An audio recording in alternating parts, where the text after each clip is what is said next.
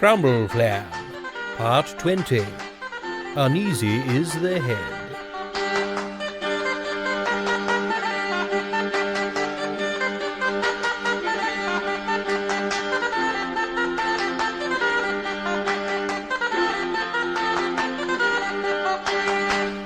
Come on, Lord Grabtight, wakey, wakey.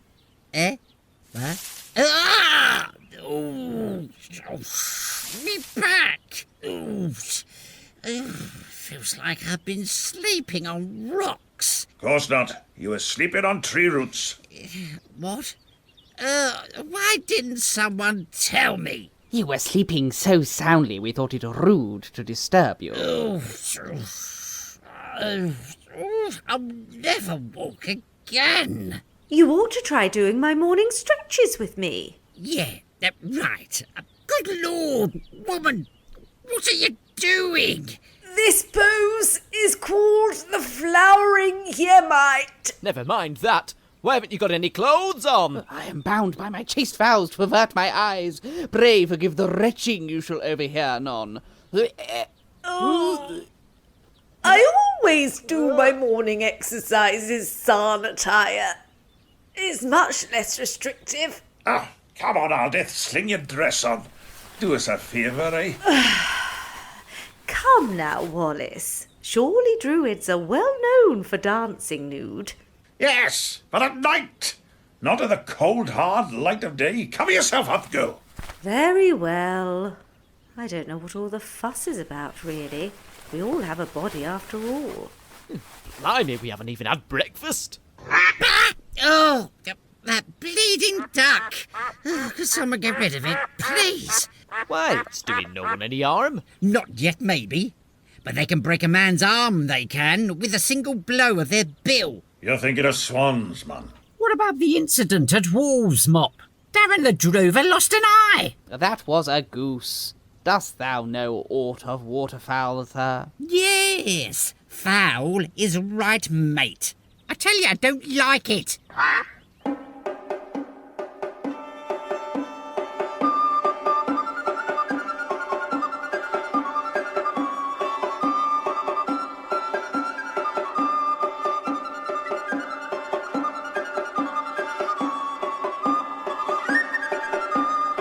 Now then, Ermintrude, are you certain you and Winfrith don't need the council chamber today?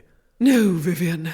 We'll be working up in Crabtight's rooms now that we have all the papers in some kind of order. Good. I'll begin the interrogations in earnest today, then. Yes, the sooner the better.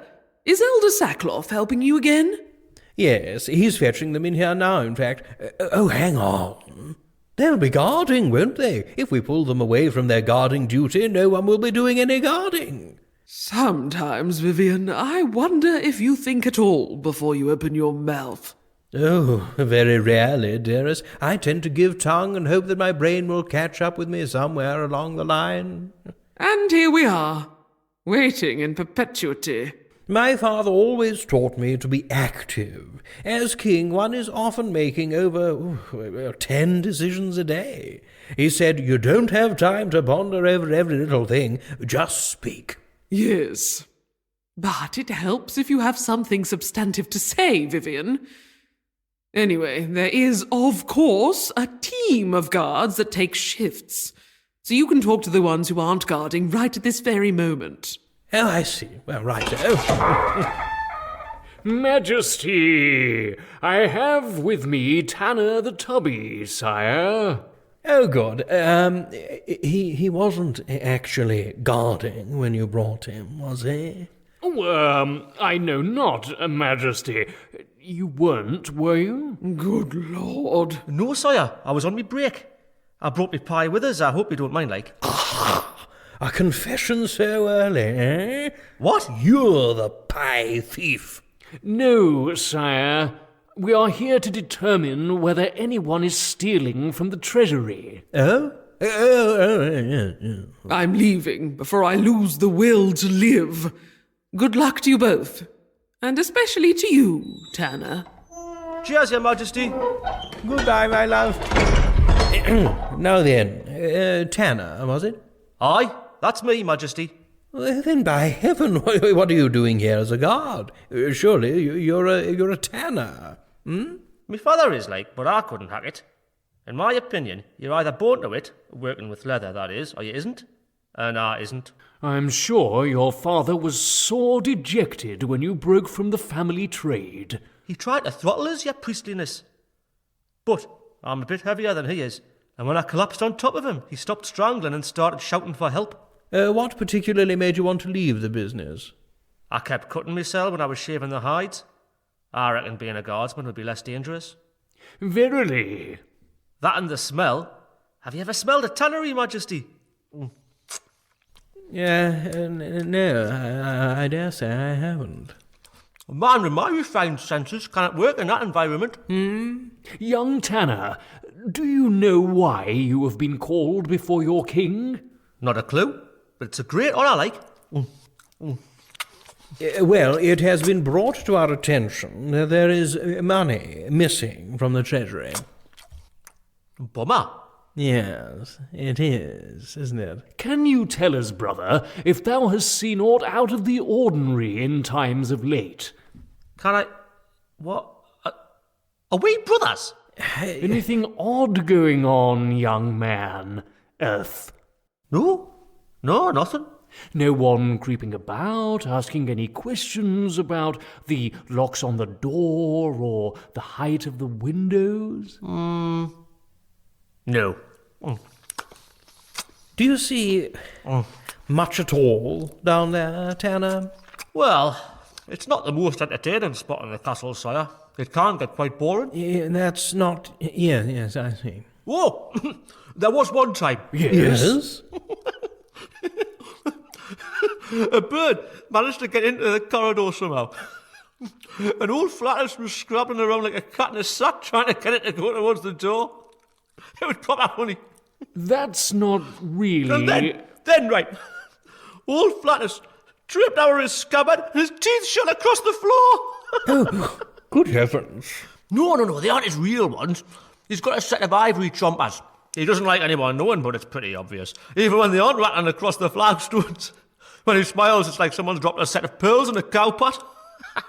Lovely. Lord, this is exhausting.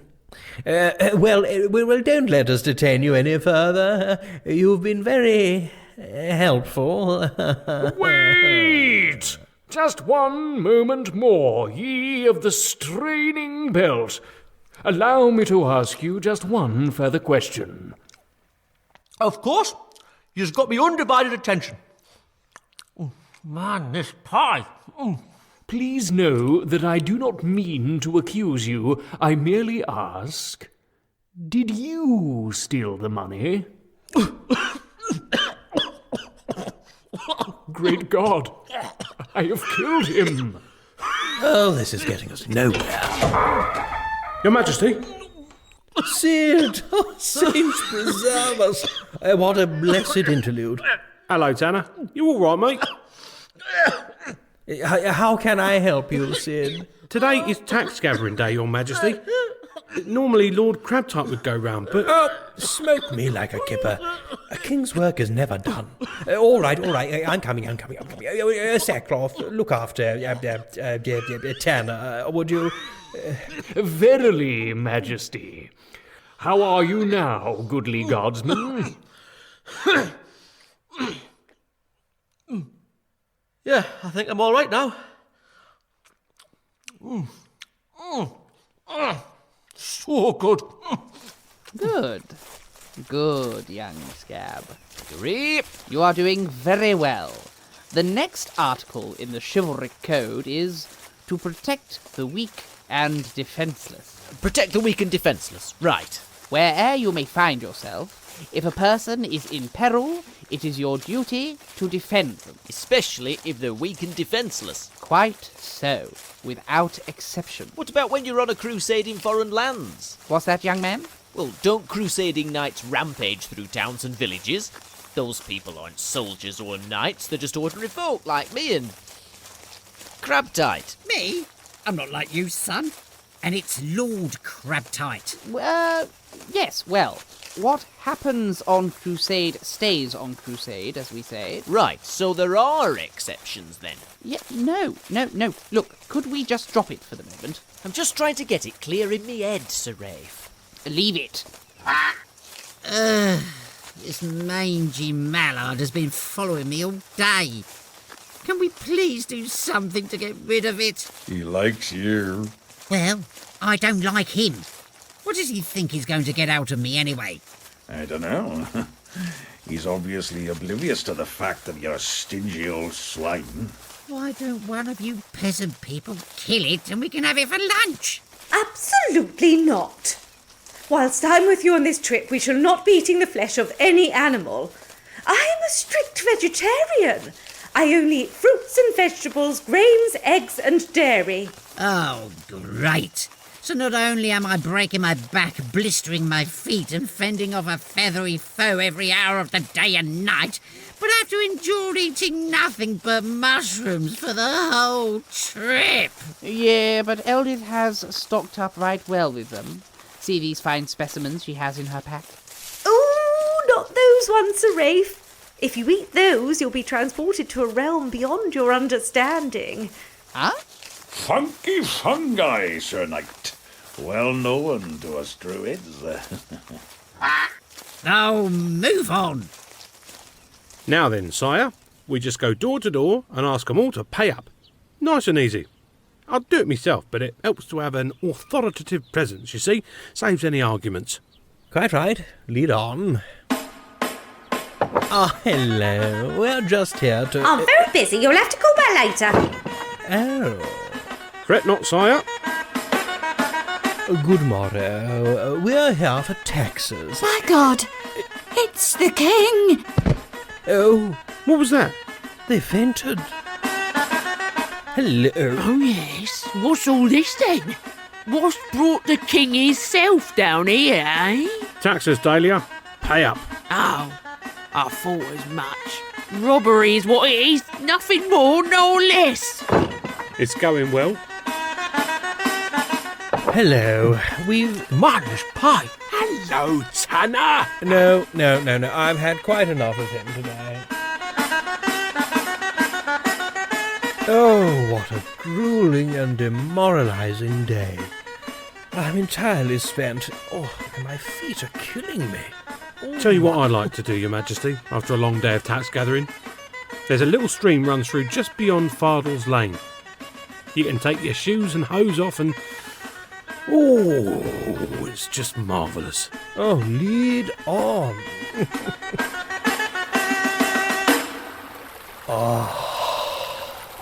Oh, yes. Oh, that's just the ticket. Oh, yes. And the sunset looks lovely from here too. Just dipping beyond the wall there. Yes. Most beautiful. Majesty! I have the next guard ready for interrogation, sire. Oh, it never ends. Yes, right, I'm coming. Oh, who'll be king, eh?